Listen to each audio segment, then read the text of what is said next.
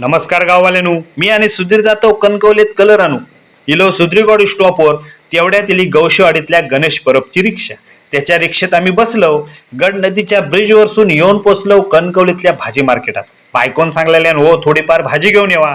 ती भाजी घेतलंय, पुन्हा रिक्षेत बसलोय आणि गड नदीच्या मधल्या ब्रिजवरसून आता आम्ही येऊन पोचलो वागद्याच्या पेट्रोल पंपाच्या बरोबर समोर आमरडचे शेख आहेत ना, त्यांचा शानदार इंटरप्राइजेस म्हणून कलरचा दुकान.